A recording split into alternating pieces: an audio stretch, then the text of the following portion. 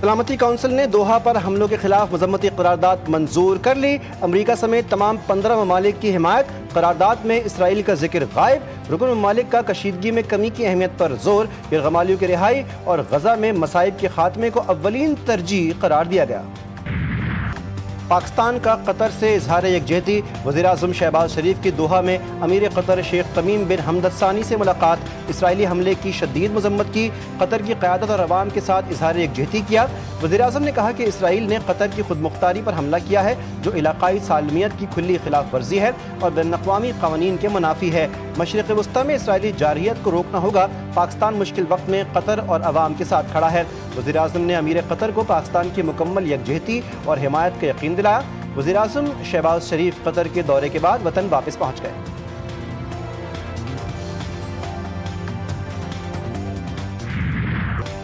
قطر کا امریکہ کے ساتھ سیکیورٹی شراکت داری کا اثر نو جائزہ لینے کا فیصلہ۔ قطری وزیراعظم نے امریکی ایلچی اسٹیو وٹکوف کو آگاہ کر دیا۔ کہا دوحہ حملہ خیانت تھا، ضرورت پڑی تو اپنی سلامتی کے لیے دوسرے شراکت دار بھی تلاش کریں گے۔ امریکی چینل سے انٹرویو میں شیخ محمد بن عبد الرحمن نے کہا اسرائیلی حملہ ریاستی دہشت گردی ہے۔ نتنیاہو کو انصاف کے کٹہرے میں لایا جانا چاہیے۔ پورا خلیجی علاقہ خطرے میں ہے، مشترکہ جواب آنا چاہیے۔ قطر پر اسرائیلی حملہ ثالثی روکنے کے لیے کیا گیا۔ یہ پورے مذاکراتی عمل پر قاتلانہ حملہ تھا۔ امریکہ بھی ملوث تھا۔ حماس کا الزام۔ حماس رہنما فوزی برہوم نے کہا کہ نتنیاہو اور ان کی حکومت بین الاقوامی قانون اور اقدار کی خلاف ورزی کر رہی ہے۔ فوزی برہوم نے خبردار کیا کہ اسرائیلی حملے نے پورے خطے اور دنیا کی سلامتی کو خطرے میں ڈال دیا ہے۔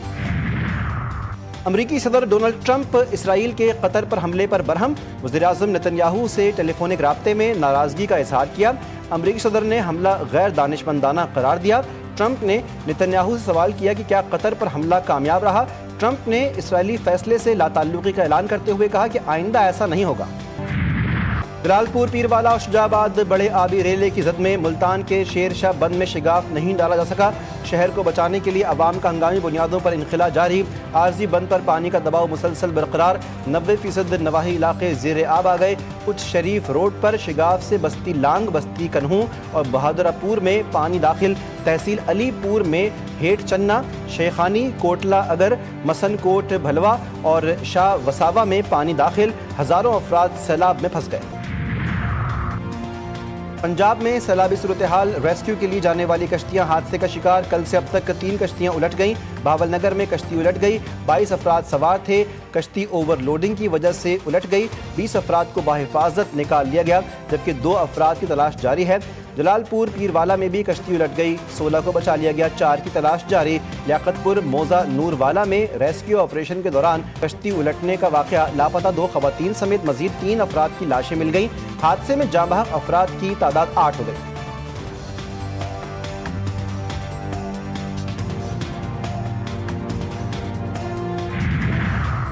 ہیڈ پنجند اور گڈو بیراج پر پانی کا بہاؤ تیز۔ ستلج، راوی اور چناب کے علاقوں میں صورتحال کنٹرول میں ہے۔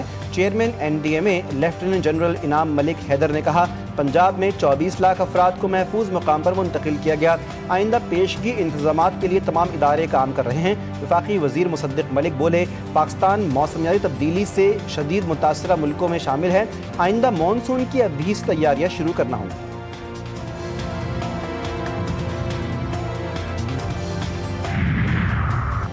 بارش میں بڑے بڑے برساتی مینڈک نکل آئے اور بیانات دیے۔ میں ان سے کہتا ہوں کہ باز رہیں، تقسیم پیدا نہ کریں۔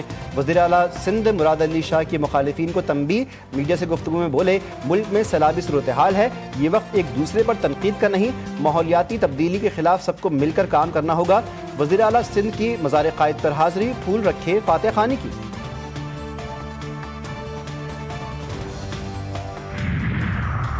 کراچی کی ملیر ندی میں طغیانی، کورنگی ندی اور کازوے کے راستے بند۔ قیوم آباد، چورنگی اور اطراف کے علاقوں میں شدید ٹریفک جام۔ جام صادق پل پر ٹریفک کا دباؤ بڑھ گیا۔ ڈیفنس، خیابان اتحاد سگنل تک گاڑیوں کی لمبی قطاریں لگ گئیں، شہریوں کو مشکلات کا سامنا۔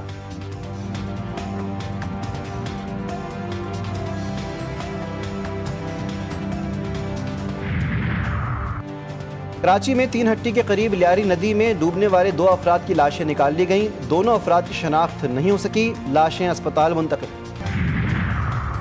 ایک نہیں کئی معصوم بچیوں سے زیادتی۔ کراچی میں بچیوں سے زیادتی کا ہولناک انکشاف۔ قیوم آباد میں بچیوں زیادتی کرنے والا درندہ پکڑا گیا۔ ملزم شبیر شربت پلانے کے بہانے کم عمر بچیوں کو زیادتی کا نشانہ بنایا کرتا تھا۔ ملزم زیادتی کے دوران ویڈیوز بھی بناتا تھا۔ اہل علاقہ نے ملزم شبیر کو ڈیفنس پولیس کے حوالے کر دیا۔ پولیس کے مطابق ملزم نے 2 بہنوں سمیت کئی کم عمر بچیوں کو زیادتی کا نشانہ بنایا۔ ایس ایس پی کے مطابق بچی ملزم کی USB اٹھا کر دکاندار کے پاس لے گئی تھی۔ دکاندار نے USB ویڈیوز دیکھی تو پولیس کو اطلاع دی۔ پولیس نے ملزم کے خلاف زیادتی کے 3 مقدمات درج کیے۔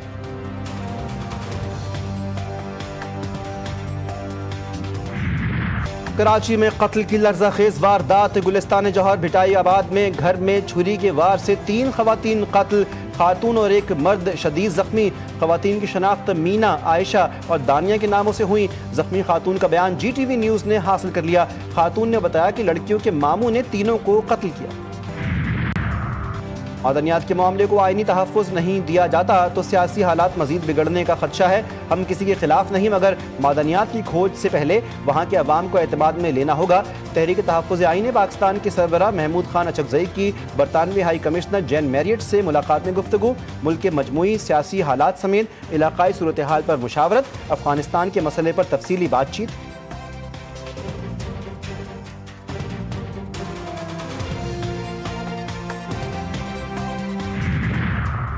PTI کے ارکان قومی اسمبلی کے بعد سینٹ کی قائمہ کمیٹیوں سے مستعفی۔ سینیٹر مرزا آفریدی سینٹ کی قائمہ کمیٹیوں سے مستعفی۔ کامرس، صنعت، پیداوار، تعلیم، توانائی، بین صوبائی رابطہ کمیٹی سے استعفیٰ دیا۔ سینیٹر ذیشان خانزادہ نے استعفیٰ چیئرمین سینٹ کو ارسال کر دیا۔ سینیٹر ڈاکٹر ہمایوں محمد بھی قائمہ کمیٹیوں سے مستعفی۔ غزہ میں صہیونی فوج کے زمینی اور فضائی حملے۔ صبح سے جاری حملوں میں خواتین اور بچوں سمیت مزید 52 فلسطینی شہید۔ مجموعی تعداد 64,700 تک جا پہنچی۔ صہیونی فوج نے غزہ سٹی میں مزید 2 بلند عمارتیں ملیہ میٹ کر دیں۔ مسلط کردہ بھوک سے 4 فلسطینی شہید۔ تیونس میں سمندر میں تلاطم سے سمود فلوٹیلا کے سفر میں مشکلات۔ فلوٹیلا غزہ کا محاصرہ توڑنے کے لیے آج روانہ ہوگا۔ یورو ویژن 2026 میں اسرائیل کی شرکت غیر اخلاقی ہوگی۔ اسرائیل یورو ویژن میں آیا تو ہم نہیں آئیں گے۔ آئرلینڈ نے بھی یورو ویژن کے بائیکاٹ کی دھمکی دے دی۔ آئرلینڈ نے کہا کہ اسرائیل نے غزہ میں قتل عام کیا، صحافیوں کو مارا، اطلاعات پر پابندیاں لگائیں۔ اسپین اور سلوینیا پہلے ہی بائیکاٹ کی دھمکی دے چکے ہیں۔ یورو ویژن یورپ میں موسیقی کا سب سے بڑا مقابلہ ہے۔ فرانس میں بجٹ کٹوتیوں کے خلاف عوامی احتجاج زور پکڑ گیا۔ ملک بھر میں 2 لاکھ افراد سڑکوں پر نکل آئے۔ صدر ایمانوئل میکرون سے فوری استعفے کا مطالبہ۔ مظاہرین نے پیرس سمیت مختلف شہروں میں کچرے کے ڈبوں اور عمارتوں کو آگ لگا دی۔ بجلی کی کیبلز کو آگ لگنے سے ٹرین سروس معطل۔ مظاہرین کو منتشر کرنے کے لیے لاٹھی چارج۔ ملک بھر سے 500 مظاہرین گرفتار کیے گئے۔ امریکہ میں قدامت پسند مبصر اور صدر ٹرمپ کے پرزور حامی چارلی کرک کا قتل۔ ایجنسیاں قاتل کو تلاش کرنے میں ناکام۔ حملے میں استعمال کی گئی رائفل مل گئی۔ امریکی صدر ڈونلڈ ٹرمپ کا مقتول کو شاندار خراج عقیدت۔ قریبی ساتھی کی موت پر قومی پرچم سرنگوں کرنے کا حکم دے دیا۔ ٹرمپ چارلی کرک کو صدارتی تمغہ آزادی سے نوازیں گے۔ چارلی کرک کے قتل پر اسرائیل میں صف ماتم بچھ گئی۔ وزیر اعظم نتن یاہو نے کہا یہودی ریاست ایک شیر دل دوست سے محروم ہو گئی۔ ایشیا کپ میں پہلے ٹاکرے کی تیاریاں مکمل۔ قومی ٹیم کی فیلڈنگ، بولنگ اور بیٹنگ کی مشقیں۔ دبئی ICC اکیڈمی میں قومی ٹیم نے پریکٹس کی۔ پاکستان کا پہلا میچ آج عمان کے خلاف ہوگا۔ Head coach Pakistan cricket team Mike Hesson نے کہا پاک بھارت میچ کا اس بار نتیجہ نیا ہوگا۔ بھارت کی ٹیم بہت پر اعتماد نظر آ رہی ہے۔ کوشش ہوگی کہ بہتر سے بہتر کریں، اچھا مقابلہ کریں گے۔ ایشیا کپ 2025 کے تیسرے میچ میں بنگلہ دیش نے ہانگ کانگ کو 7 وکٹوں سے شکست دی۔ بنگلہ دیش نے 144 رنز کا ہدف 3 وکٹوں کے نقصان پر بآسانی حاصل کیا۔ اوپنر پرویز حسین 19 رنز بنا کر آؤٹ ہوئے۔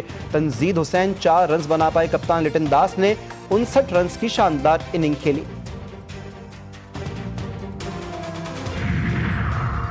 ایشیا کپ میں پاک بھارت میچ منسوخ کرنے کی درخواست مسترد۔ پاکستان اور بھارت کا میچ ہونا چاہیے۔ بھارتی سپریم کورٹ نے فیصلہ سنا دیا۔ عدالت نے استفسار کیا کہ اس میں ہنگامی نوعیت کا معاملہ کیا ہے، یہ ایک میچ ہے، اسے میچ رہنے دیں۔ جج نے ریمارکس میں کہا کہ میچ اتوار کو ہے، اس وقت کچھ نہیں ہو سکتا، میچ ہونا چاہیے۔ اور لندن میں پیروڈی فنکار چاہت فتح علی خان پر 2 نوجوانوں نے انڈوں سے حملہ کر دیا۔ ایک لڑکے نے چاہت فتح علی خان کے سر پر، دوسرے نے ان کے سینے پر انڈا پھینکا اور دونوں فرار ہو گئے۔